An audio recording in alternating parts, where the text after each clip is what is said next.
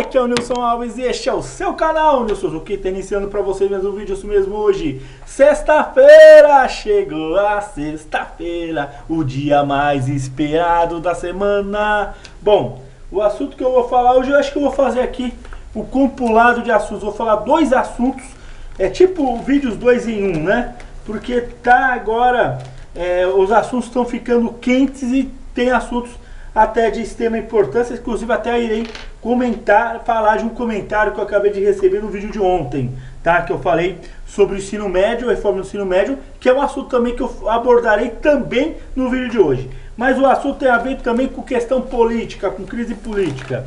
Manteiga é preso e solto no mesmo dia. O ex-ministro de Lula e Dilma, economista Guido Manteiga, foi preso ontem na 34ª fase da Operação Lava Jato. Horas depois, Sérgio Moro decidiu colocar em liberdade, né? Porque a mulher dele estava passando por cirurgia, né? Acho que eles... É que assim, né? Eles fizeram a operação e não sabia qual é a condição pessoal dele, né? Mas eu acho até justa essa atitude aí do Moro de suspender aí a prisão por causa da questão aí da esposa dele, né? Moro manda prender e soltar Guido Manteiga. O juiz federal Sérgio Moro, que conduz a Operação Lava Jato, determinou o bloqueio de até 10 milhões do ex-ministro Guido Manteiga e outros investigados na Operação Arquivo X. Não tem a ver com aquela série de merda que tinha nos anos 90, que eu tinha ódio daquela bosta daquela série. O ex-ministro foi preso temporariamente ontem e solto horas depois. Por ordem do magistrado, e o Arquivo X investiga crime de corrupção e lavagem de dinheiro. Tem a ver até com empresas do pré-sal.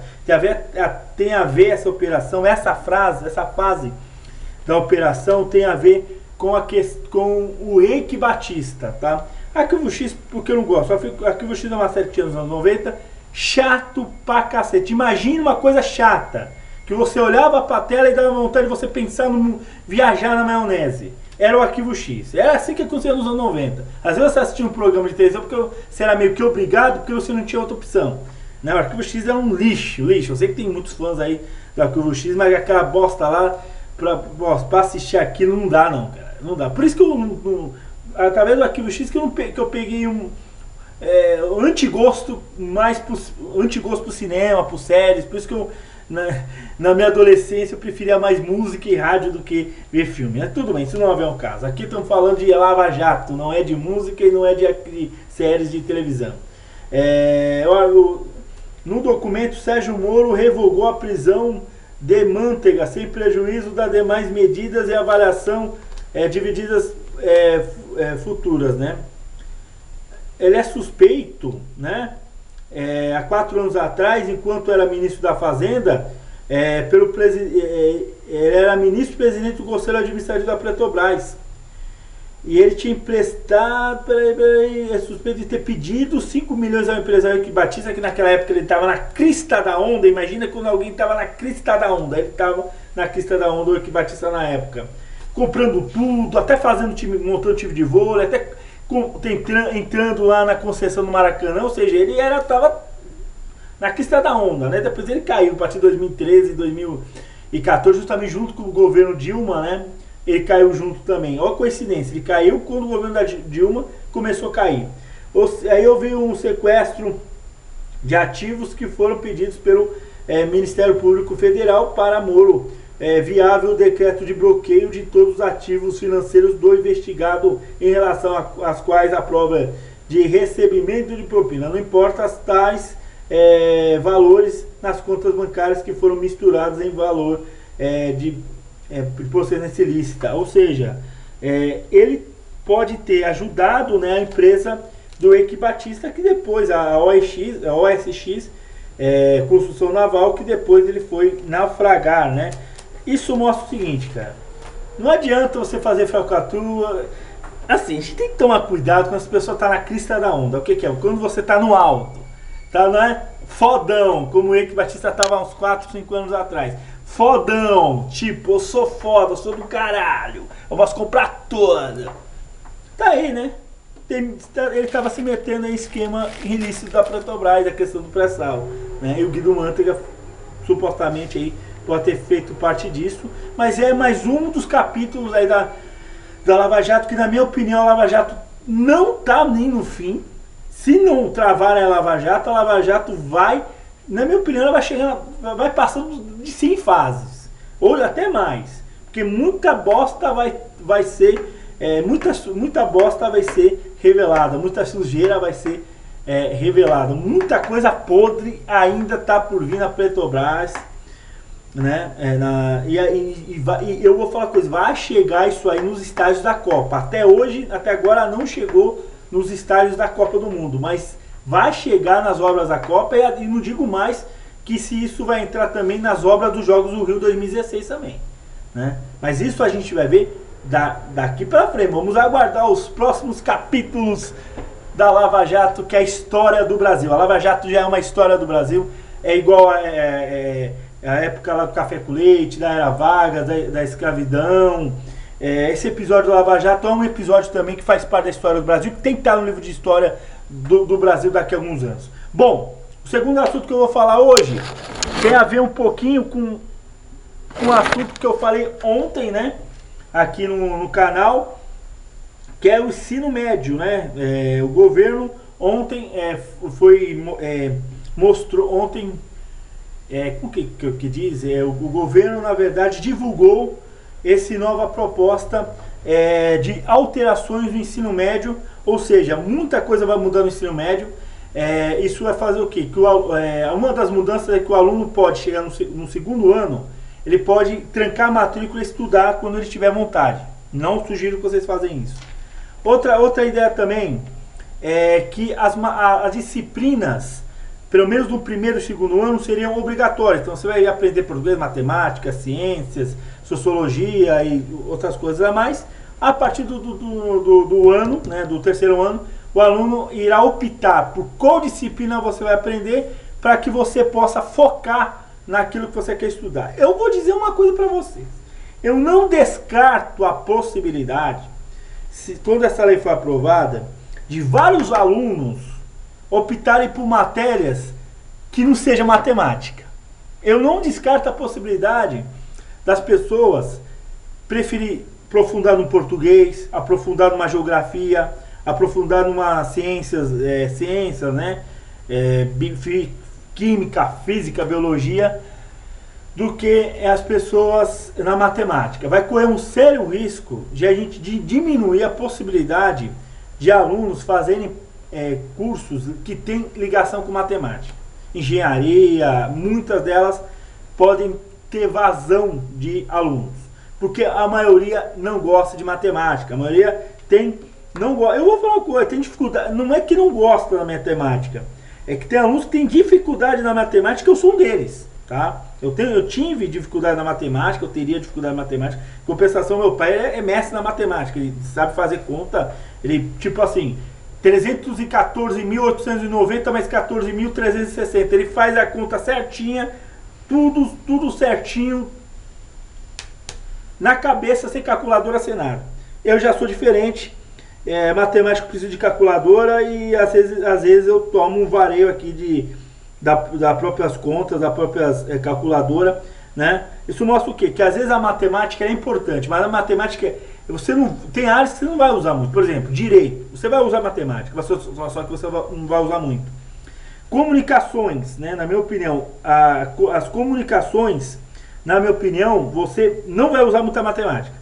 Então tá certo, acho que tá errado essa ideia que o governo tem de poder fazer que você possa chegar no final do terceiro ano, você escolher uma matéria. Tudo bem, você quer estudar, por exemplo, medicina, você vai ter que focar ciências e tal. Jornalismo, duas coisas, história e geografia. Porque o jornalismo você vai mexer muito com história, muito mesmo com história, e é bom se aprofundar na história, que vai saber cada podridão na história do Brasil, hein? Cada podridão na história da humanidade, que você aprofundar, você vai ficar com o cabelo em pé. E geografia, porque geografia e jornalismo tem tudo a ver, né? Você tem que saber as topografias, a geografia em si, porque também a própria comunicação tem a ver com geografias, né? Ondas de rádio, ondas de internet, ondas de televisão, tudo tem a ver com topografia geográfica, ou seja, tudo é uma coisa interligada. Bom, no vídeo de ontem recebi um comentário muito inteligente, sas pertinente, sas inteligente, de uma escrita chamado Sincera Comédia. É o nome, mas é a escrita. E eu vou respeitar aqui o comentário dela. Eu vou ler o comentário aqui da Sincera Comédia. Tá bem confuso esse assunto ainda, disse a Sincera Comédia. Tá aqui, ó. Sincera Comédia. Tá difícil entender qual é a verdadeira intenção por trás. Agora agora um indício que estamos nesse esquerdista tá chorando desesperadamente, fazendo paralisação, passeata e o caramba. A4. Caralho A4, né? Eu entendo que assim, se esquerdista chorar é porque vem notícia boa por aí. Ou seja, ela está dizendo que essa alteração aí do ensino médio vai mudar ou seja, a forma da educação e para melhor. Então ela está mostrando na opinião dela, está dizendo que tem uma esperança positiva com a alteração aí do ensino médio, né? Deixa eu ver aqui. Não sei como pode impactar exatamente. O que eu imagino, que eu não posso afirmar, que é o seguinte: o nosso ensino médio é totalmente aparelhado com o único objetivo de doutrinar e domesticar os jovens. Isso é verdade, tá? É verdade, sim, né? Inclusive, no ensino médio eles ocultam o regime militar, eles demonizam o regime militar, que na verdade, cara, quem viveu, quem tem pais, avós, aí eu sei que a maioria de vocês tem avós que viveram naquele período dos anos 70. Meu pai viveu naquela época, então ele fala toda a propriedade. Que naquela época o Brasil estava muito bem. Tudo andava no Brasil. Tudo era organizado aqui no Brasil. Educação dava bem. Obras como rodovias, aeroportos, o metrô aqui de São Paulo, o metrô do Rio, foi feito no governo militar.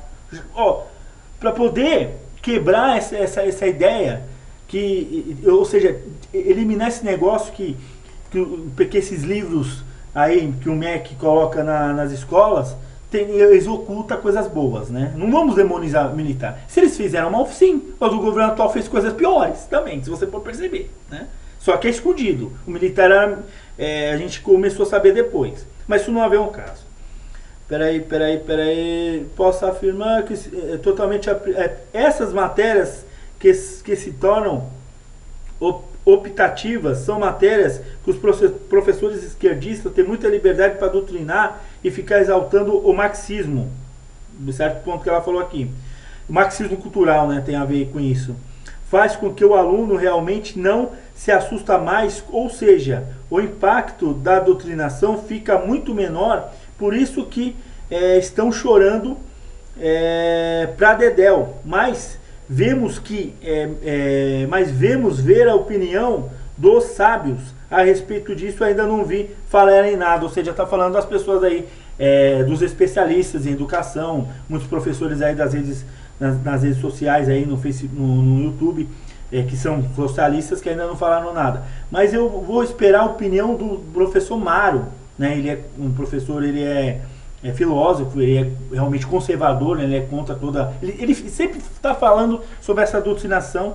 Eu fiquei sabendo a partir dele, né? E também no canal do Cliquetarme, e também do Nando Moura, que existe uma doutrinação, né, nos jovens através do livro do MEC, dizendo que o marxismo e o comunismo é melhor e o militarismo e o conservadorismo é uma merda, né? Mas isso é legal, essa opinião da Comédia Sincera abriu a minha cabeça, né? Abriu a minha cabeça, tanto é que estou lendo aqui o comentário dela, abriu a minha cabeça para mostrar que realmente isso tem um lado positivo, certo? Pode ser que algumas coisas poderiam ser melhorar, por exemplo, corre o risco de a pessoa, do jovem, chegar no terceiro ano, eliminar a matemática, mas ficar com uma outra matéria que não tem a conta. Mas também, se ele for bem educado, bem doutrinado, bem ensinado pelos professores, os professores foram bem preparados, com certeza ele vai chegar no ensino médio com amor à matemática, né? O que falta é amor à matéria, porque os professores dão aulas meio com obrigação. O professor tem que ser aluno, tem que ser amigo, né? Eu já tive cara de professor amigo. Então o professor tem que ser amigo. Eu já tive caso também de professores que ia dar aula com cara de bunda, né? O professor não pode ir na aula dando cara de bunda. Na verdade, o professor tem que ser preparado. Por isso que eu acho que isso é o caminho do início da nova educação que o Brasil vai ter. Eu acho que isso aí já é um estopim positivo de uma nova geração aí do ensino aqui no Brasil, uma chama de esperança para nós. Eu sei que muita gente vai se manifestar, vamos ser prontos, já tivemos ontem manifestação na rua sobre isso, mas temos que viver isso aí pro lado positivo. Mas aí, cabe a vocês aí, meus inscritos, mostrar sua opinião, pode escrever aqui embaixo, faça igual a Comédia Sincera fez no vídeo anterior, vocês estão livres aí para comentar e tá livre para pensar o que você quiser, porque o meu canal isso aqui é liberdade, você pensa o que você quiser e a opinião vai estar aqui. Bom, abraço para vocês, que Deus esteja no coração de vocês.